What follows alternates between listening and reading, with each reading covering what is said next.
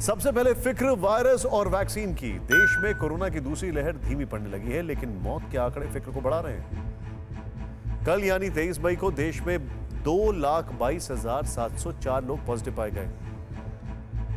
यह आंकड़ा पिछले 38 दिन में सबसे कम है।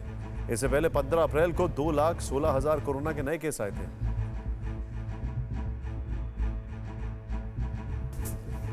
यहां की बात यह भी है कि रोजाना नए संक्रमितों की तुलना में पुराने मरीज ज्यादा ठीक हो रहे हैं। रविवार को देश में 3,23,083 लोगों ने संक्रमण को मात दी।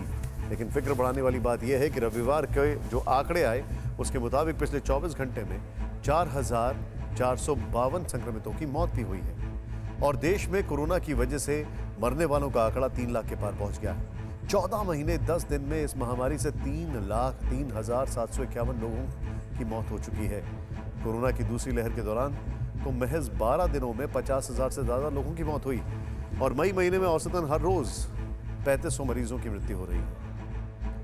भारत के अलावा दुनिया में सिर्फ 2 ही देश ऐसे हैं जहां कोरोना के कारण 3 लाख से ज्यादा लोगों की मौत हुई और वो देश है अमेरिका और ब्राजील, जिनमें से अमेरिका वैक्सीनेशन के बूते कोरोना पर विजय की ओर आगे बढ़ चला है। आज हर कोई जानता है कि वैक्सीन ही कोरोना के खिलाफ जंग में आखिरी अस्त्र है और हमारे देश में जब वैक्सीन शुरू हुआ था तो ऐसा लगा था कि बस कुछ ही दिनों में कोरोना खत्म हो जाएगा, लेकिन 4 महीने बाद भी यहां टीके का टोटा खत्म नहीं हुआ है और आंकड़े बता रहे हैं कि वैक्सीन मैनेजमेंट में चूक तो हुई है। इन दिनों देश में तस्वीरें आम हैं। वैक्सीनेशन सेंटर से बेरंग लौटते लोग, वैक्सीन के लिए हर रोज दौड़ते भागते लोग और वैक्सीन सेंटर पर एक ही जवाब, टीके का स्टॉक खत्म है। जिसके कारण कई राज्यों और शहरों में 18+ एज ग्रुप वालों के लिए वैक्सीन बंद कर दी गई और वैक्सीन मैनेजमेंट पर सवाल उठने लगे। युवाओं के लिए वैक्सीन का एक भी सेंटर शुरू नहीं हुआ कई राज्यों के कई जिलों में, और जहां शुरू भी हुए वहां बंद करने पड़ रहे हैं क्योंकि वैक्सीन अवेलेबल नहीं है। मैं कई बार कह चुका हूं कि इसके लिए पूरी तरह से केंद्र सरकार जिम्मेदार है। आज अगर देश कोरोना की मार झेलने के लिए मजबूर है तो इसलिए क्योंकि केंद्र सरकार वैक्सीन का ठीक से मैनेजमेंट करने में पूरी तरह से फेल हुई है। अब सवाल उठता है कि दुनिया के फार्मेसी कैपिटल कहे जाने वाले भारत में कोरोना टीके की कमी क्यों है? जो हिंदुस्तान तमाम मुल्कों को हर रोग की वैक्सीन उपलब्ध कराता रहा है, वहां टीके का टोटा क्यों है? इसके लिए आपको वैक्सीन प्रोडक्शन और वैक्सीनेशन के आंकड़ों को समझना होगा।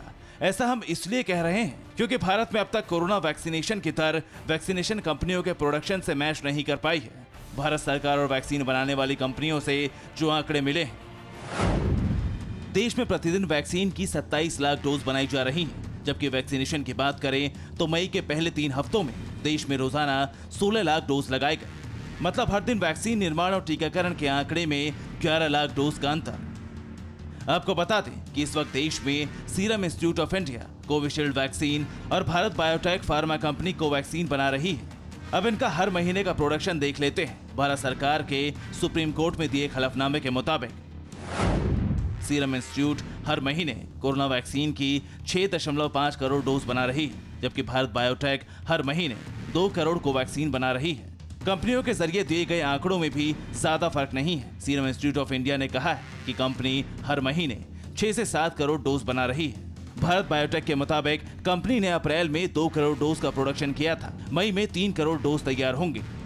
हमारे देश ने ऑलरेडी इतने देशों को वैक्सीनेशन प्रोवाइड कर रही और अभी भी कर रहा है शायद, तो अगर हमारे को इंटरनल हमारी पॉलिसीज इस तरह से होती तो शायद हम एक बेटर पोजीशन में होते आज।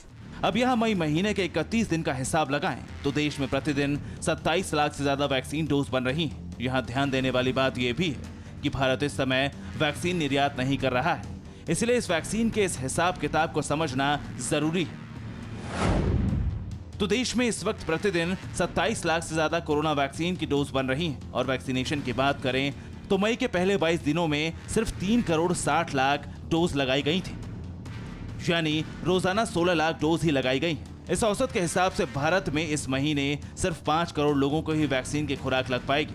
इससे भी अधिक फिक्र की बात यह है कि 16 मई से 22 मई के बीच यानी पिछले हफ्ते देश में कोरोना टीकाकरण की दर 13 लाख रोजाना रह गई, जो पहले औसतन 16 लाख डोज रोजाना थी।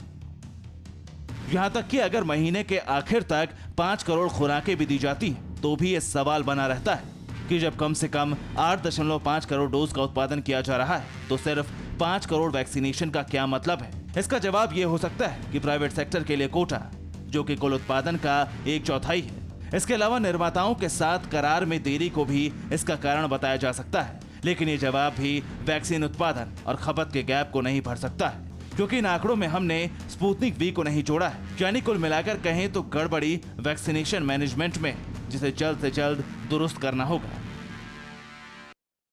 परवाह देश की, सोमवार से शुक्रवार रात 10 बजे TV9 भारतवर्ष पर।